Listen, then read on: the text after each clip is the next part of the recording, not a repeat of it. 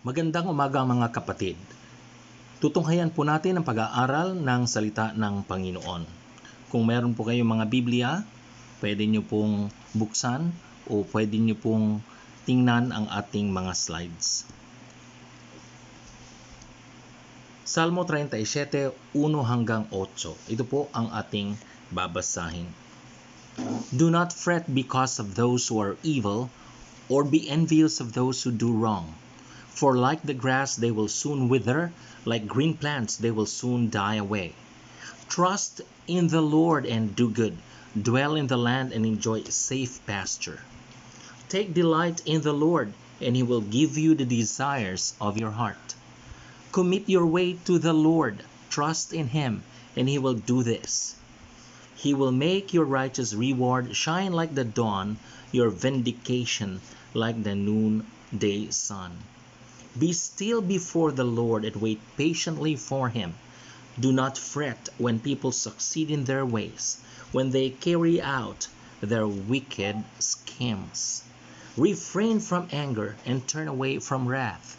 Do not fret. It leads only to evil. Tayo po'y manalangin. Panginoon naming Diyos, dakila naming Ama, dalangin po namin, nagabayan kami ng banal na spirito sa amin pong pagbubulay-bulay, pagninilay-nilay, pag-aaral ng inyong mga salita.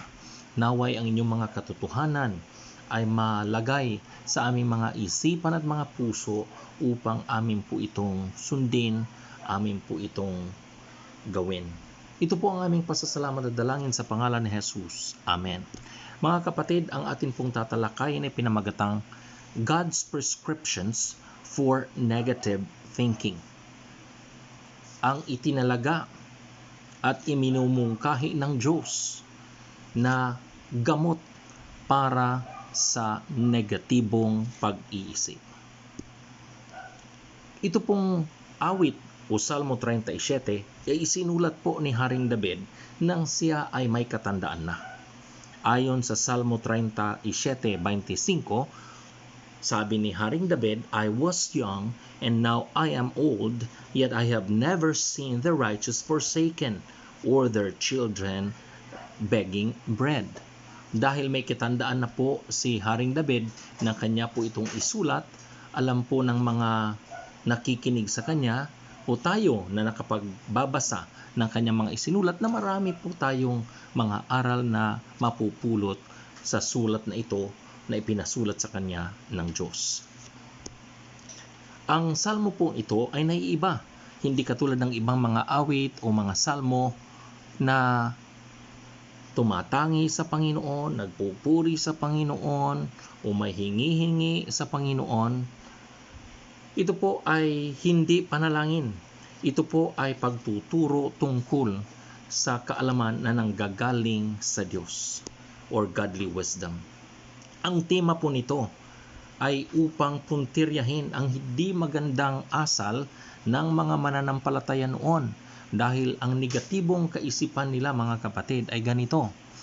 Bakit umuunlad ang mga masasama? At kaming mga mananampalataya ay naghihirap.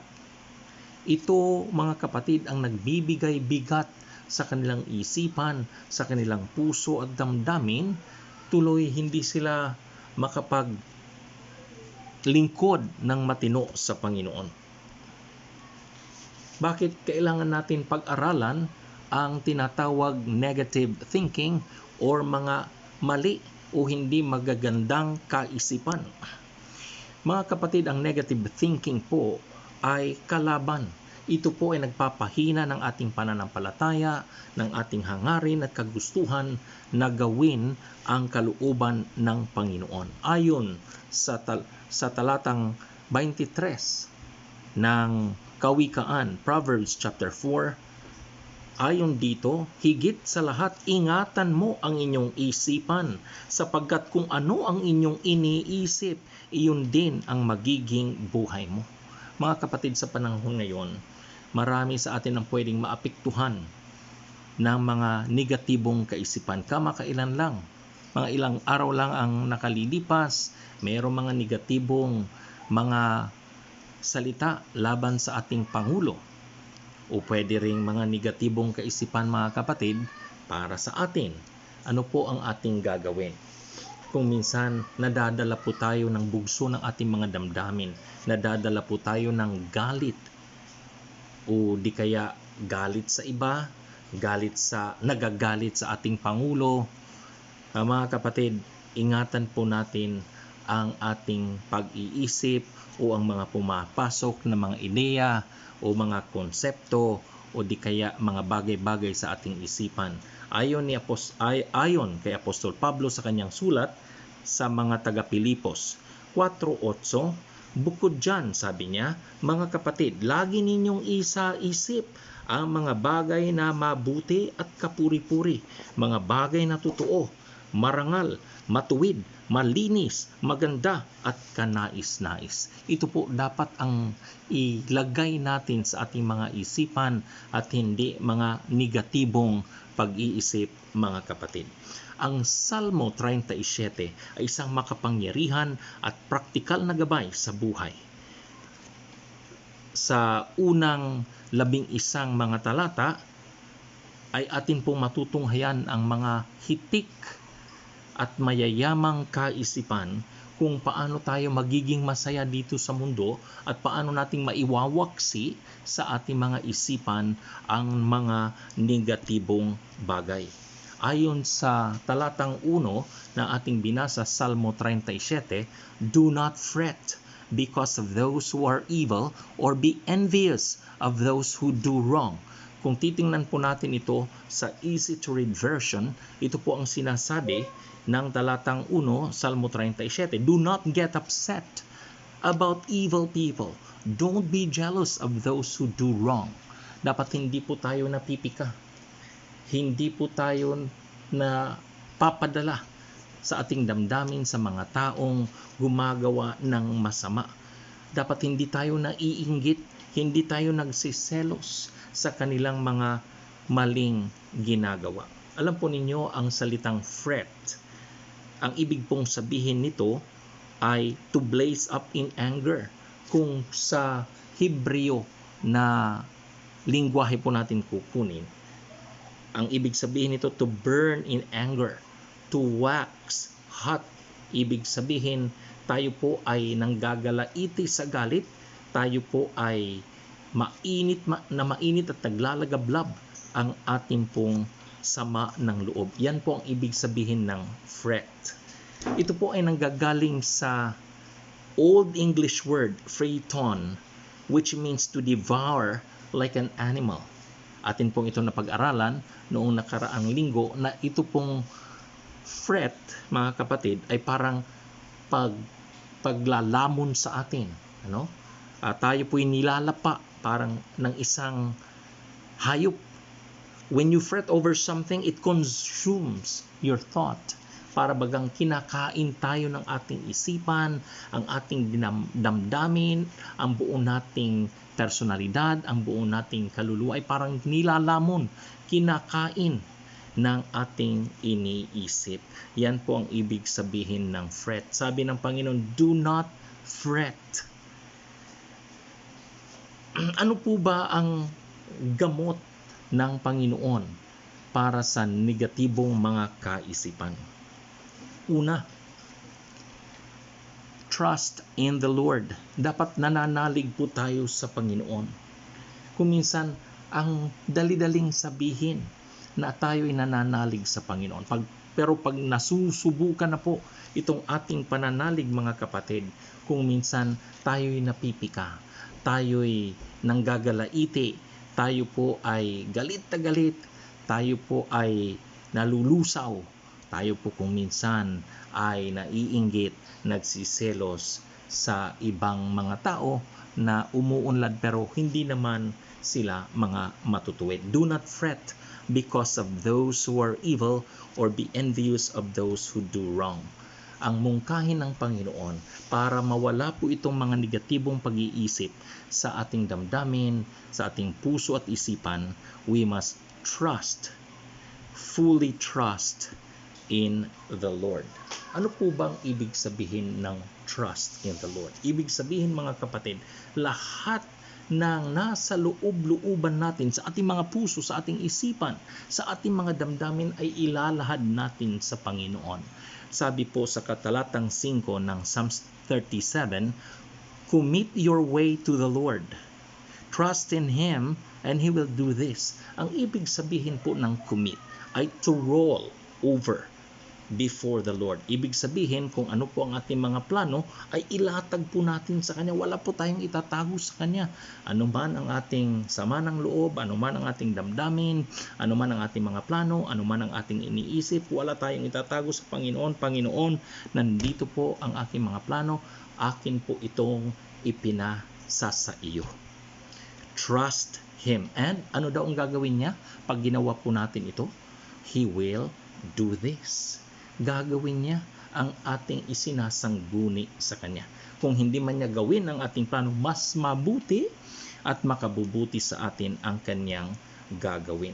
Alam po ninyo, sa talatang 3 ng Proverbs 16, ganito po ang sinasabi, commit to the Lord whatever you do, and He will establish your plans. Ilatag sa Panginoon, ipasa Diyos, isurrender sa Panginoon ang anumang binabalak mong gawin, at ang inyong mga plano ay Kanyang patatatagin. Ang inyong mga plano ay Kanyang tutugdin. Kung minsan, mga kapatid, tayo po ay nananalig sa mga koneksyon. Kung minsan, kaibigan natin ang presidente, kaibigan natin ang mayor, ang ninong natin sa kasal, ang gobernador o congressman.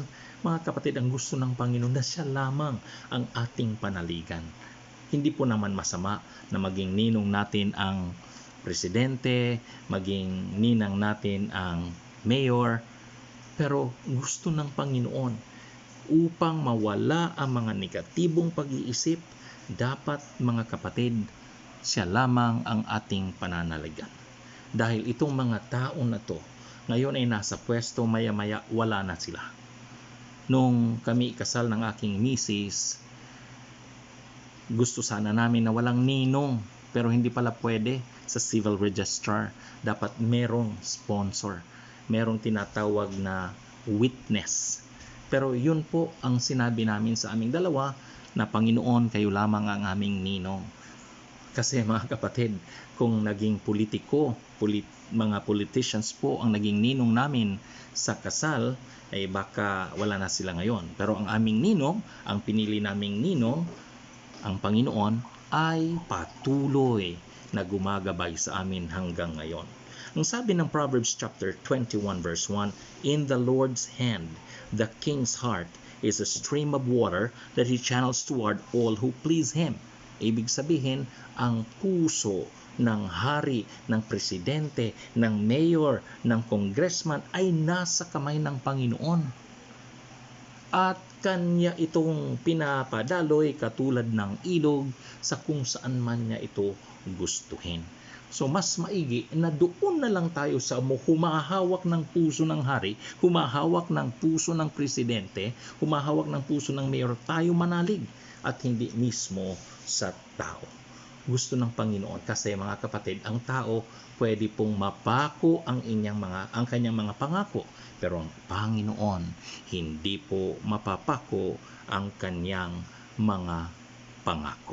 Proverbs chapter 3 verse 5 in Tagalog, it says, magtiwala ka ng buong puso sa Panginoon at huwag kang mananalig sa inyong sariling karunungan. Alalahanin mo ang Panginoon sa lahat ng inyong ginagawa at ituturo niya sa iyo ang tamang landas. Mga kapatid, pangalawa na gusto ng Panginoon ayon sa Salmo 37 na ating dapat gawin bilang gamot sa negative thinking ay ang katagang do good or statement na do good, gumawa ng kabutihan. Ayon sa talatang 3 ng Salmo 37, trust in the Lord and do good, dwell in the land and enjoy safe pasture. Alam po ninyo, mga kapatid, kung nakakarinig po tayo ng hindi magandang balita, lalo na pagpatungkol sa atin, patungkol sa ating mga mahal sa buhay, patungkol sa ating mga pamilya, kung minsan naapektuhan po tayo at kung minsan gusto nating gumante at pinaglalaroan natin ang mga imahinasyon na kung ano ang gusto nating mangyari sa taong nagkomento ng hindi maganda sa atin, nagsabi ng hindi maganda sa ating mga mahal sa buhay. Alam po ninyo, ang gusto ng Panginoon na gumawa pa rin tayo ng mabuti kahit ginagawan tayo ng masama. Ito po ay isang itinalagang gamot ng Panginoon para sa negatibong mga kaisipan. Ayon sa talatang 27 ng Salmo 37, "Trust in the Lord and do good. Dwell in the land and enjoy safe pasture." Alam po ninyo, magiging maigi po ang ating buhay pag tayo ay tutupad, tatalima sa iminumungkahi ng Panginoon na gamot niya para sa negative thinking ang paggawa ng kabutihan. Alam po ninyo, kung gawan man tayo ng masama, meron pang ginawang bagay na hindi maganda sa atin, ayon ni Apostol Pablo sa sulat niya sa mga taga-Romano, Romans chapter 12:21, "Do not be overcome by evil, but overcome evil with good." Kung gawan man tayo ng hindi maganda, isusukli po natin ang kabutihan o magandang gawa sa mga taong gumagawa ng masama sa atin. Galatians 6:10, ganito po ang sinasabi, "Therefore, as we have opportunity, let us do good to all people, especially to those who belong to the family of believers." Na ang paggawa po ng kabutihan, kung bigyan po tayo ng Panginoon ng pagkakataon, ay atin po itong gawin sa kahit na sinong tao. Mas lalo na sa mga kapatiran natin sa pananampalataya. Sa kaligtasan naman, mga kapatid, hindi po tayo naliligtas sa mga mabubuting gawa. Pero pagkatapos po nating maligtas sa pamamagitan ng grasya ng Diyos ng dahil sa ating pananampalataya, ayon sa talatang 10 ng Episo 2, "For we are God's handiwork, created in Christ Jesus to do good works." Inaasahan po ng Panginoon na gumawa tayo ng kabutihan matapos po tayong maligtas. Bilang mga Kristiyano, we are expected to always do good and not do bad. Pangatlo, na mungkahi at itinilaga ng Diyos na gamot para sa negatibo at masamang kaisipan is to take delight in the Lord. Ang ibig sabihin ng delight, mga kapatid, ay high degree of gratification or pleasure, extreme satisfaction, to take great pleasure. Ibig sabihin, mga kapatid, ito po ang pinakamataas na uri ng kasayahan. Sa kanino ka nagiging masaya? Siyempre, dapat sa mga husbands, masaya kayo sa inyong mga wives. At sa mga misis naman, dapat masaya kayo sa inyong mga mister. At ang mga ama't ina, masaya tayo sa ating mga pamilya. Pero mga kapatid, gusto ng Panginoon ng ating kasayahan, una sa lahat, ay ang ating pong pakikinig, pagiging malapit sa Kanya mismong presensya. Yan po ang gusto ng Panginoon para mawala ang mga negatibong pag-iisip sa ating mga utak. What does to delight in the Lord means? To take delight in the Lord means to exalt Him so highly that we pursue Him over and above any other person, any other thing, any other thought or action in our lives, especially those things that would knock Him out of first place. Alam po ninyo, mga kapatid, dapat una talaga sa ating puso ang ating Panginoon. Kung meron ng bagay na kapag papatanggal sa Kanya, sa Kanyang trono, sa Kanyang pwesto sa ating buhay, dapat mawala po ito, maiwaksi po ito. We should take delight in the Lord and He will give us the desires of our hearts. Alam po ninyo, mga kapatid, dapat po natin bigyan ng pinakamataas na pagpupugay ang Panginoon. Nangyayari po ito tuwing our quiet time or we have our devotions. Dapat meron po tayong tinatawag na personal altar. Ito man ay nasa kwarto, ito man ay nasa balkonahe, ito man ay nasa ating hardin, ang lugar na kung saan personal natin siyang sinasamba. Sabi ng Revelations 4:11, "You are worthy, our Lord and God, to receive glory and honor and power, for you created all things, and by your will they were created and have their being." Alam po ninyo mga kapatid, dapat tayo po'y nagagalak, mataas na kagalakan, mataas na uri ng kagalakan dapat ang ating nararanasan kung nasa presensya po tayo ng Panginoon. Ayon sa Salmo 37, talatang 7, "Be still before the Lord and wait patiently for Him. Do not fret when people succeed in their ways, when they carry out their wicked schemes."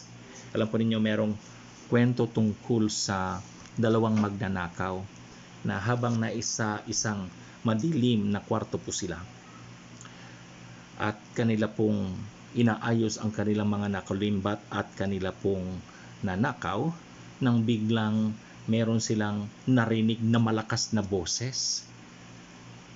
Kaya kumaripas po sila ng takbo, dumaan po sa bintana at nagtakbuhan. Saan po nanggaling ang ingay? Brownout pala mga kapatid, at biglang nag-ilaw at tumunog ang radyo po ay hindi po na patay, na off ng may-ari, kaya biglang sumambulat ang tinig mula sa radyo. Uy mga kapatid, kumaripas ng takbo ang mga magnanakaw. Hindi nila inaasahan na posibleng magkaroon ng tinig sa loob ng kwarto kung saan sila nagnanakaw. Mga kapatid, kung minsan ganun din tayo, hindi natin alintana, hindi natin iniisip na wherever we are, God's presence is there. Kung minsan nagugulat na lang tayo, ay, nandyan pala ang Panginoon. Kasi kung minsan hindi po tayo conscious, hindi po nating iniisip na sa bawat galaw natin, sa bawat salita natin, sa bawat isipan natin, nandiyan ang Panginoon. Pang-apat mga kapatid, na lunas na itinalaga, iminumungkahi ng Panginoon para sa negative thinking, ito po ang katagang "Be still before the Lord." Ang ibig sabihin nito mga kapatid, na dapat tayo po ay nananahimik, tayo po ay namamahinga dahil ang Panginoon ang kumikilos. Psalms 37 verse 7, "Be still before the Lord and wait patiently for Him." Lalo na nitong nararanasan po natin na enhanced community quarantine, na nasa mga bahay-bahay tayo. Minsan gusto na nating lumabas, gusto na nating pumunta sa mga lugar-lugar na ating pinupuntahan noon na hindi na natin napupuntahan ngayon. Dapat maranasan po natin ang stillness before the Lord. Kung ating pong babasahin ng King James Version, ganito pong sinasabi ng talatang 7, Psalms 37, "Rest in the Lord and wait patiently for Him." Ano po bang ibig sabihin ng rest or being still before the Lord bilang gamot sa tinatawag po nating negative thinking? Ang ibig sabihin po nito, be silent, stand still, wait, be still, stop, be quiet. Ito po ay gustong gawin ng Panginoon sa mga panahon na meron siyang inihahanda, meron siyang gustong ipunla sa atin na asal. Kung minsan we need to wait, we need to be silent, we need to be still, we need to stop doing anything and be quiet before Him. Kaya let us enjoy this stay-at-home season ng ating mga buhay. Palalimin pa natin mga kapatid ang ating relasyon sa Diyos. Palalimin pa natin ang pag-aaral ng salita ng Panginoon. This is the will of the Lord. At ito po ay gamot para sa tinatawag po nating negative thinking. Do not fret when people succeed in their ways, when they carry out their wicked schemes. Ang Panginoon ang gagawa ng kaparaanan upang pahintuin sila. Katapusan, mga kapatid, na atin pong pwedeng gawin bilang lunas sa tinatawag masama at negatibong pag-iisip o kaisipan is to refrain from anger and turn from wrath. At kung minsan, mga kapatid, nadadala ang ating mga damdamin, emosyon sa mga pangyayari sa ating palibot na tayo rin ay nagagalit at hindi lamang nagagalit, kung minsan napupuot pa talaga at kung minsan nagmumura pa. Mga kapatid, hindi po ito gawain ng Kristiyano. We must refrain from anger and turn from wrath. Ayon sa talatang 23 ng Salmo 37, the Lord makes firm the steps of the one who delights in Him. Ang ibig sabihin na kung tayo ay nagbibigay ng lugod sa Panginoon, kahit na ang ating mga apak, kahit na ang ating mga gawain ay Kanya pong pinatatatag. Sa talatang 8 ng Salmo 37, ito po ang sinasabi, refrain from anger and turn from wrath. Turn from wrath. Do not fret, it leads only to evil. Kung tayo naiinis, madali tayong mapika, madali po tayong mamula ang ating mga tenga at madali po tayong magalit. Ito po ay patungo sa paggawa ng hindi tama o di kaya masama. Ayon sa Santiago 1:19, my dear brothers and sisters, take note of this. Everyone should be quick to listen, slow to speak, and slow to become angry. Bakit daw gusto ng Panginoon na mahinahon tayo? Na hindi tayo madaling magalit? Slow to become angry. Dahil sa talatang 20, ganito po ang sinasabi, because human anger does not produce the righteousness that God desires. Ang galit po ng tao ay hindi po nagbubunga ng matuwid o katuwiran na inaasam-asam ng ating Diyos. Dahil ang galit ng tao ay nagbubunga ng kasamaan. Ayon sa Episo 4:26, in your anger, do not sin. Sa gitna ng inyong galit, huwag kayong gagawa ng kasalanan. Do not let the sun go down while you are still angry.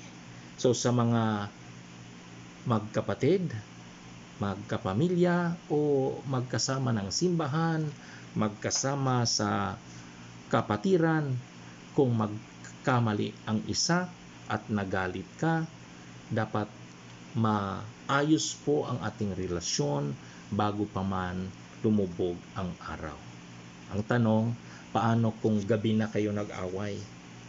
Ang prinsipyo dyan, bago kayo matulog, dapat magpatawaran po kayo. Do not let the sun go down while you are still angry. Dahil, ano pong rason? Because when we are still angry,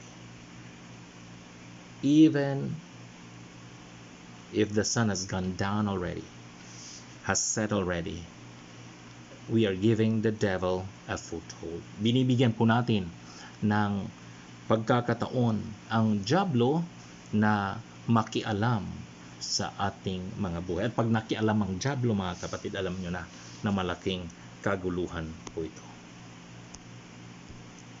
Tayo po'y manalangin. Panginoon naming Diyos, dakila naming Ama, sa muli kami po'y nagpapasalamat sa inyong mga salita na aming napagbulay-bulayan, aming natalakay, aming napag-aralan. Tulungan niyo po kami, Panginoon, na amin pong maiwaksi ang negatibong pag-iisip. Dalangin po namin, Panginoon, sa gitna ng mga kaguluhan ngayon dahil sa pandemic na COVID-19 na ito. Dalangin po namin na maging mahinahon pa rin kami, na kami manalig sa inyo, na kami gumawa ng mabuti, na ang bawat isa sa amin, Panginoon, ay ilagak namin ang aming pinakamataas na kaligayahan sa inyong presensya lamang. At dalangin po namin, Panginoon, na matuto kaming mamahinga at manahimik sa inyong presensya. Dalangin din po namin, Panginoon, na ang bawat isa sa amin ay matutong maging mahinahon at hindi maging magagalitin. Tinataas po namin, Panginoon, ang lahat ng ito sa pangalan ni Jesus.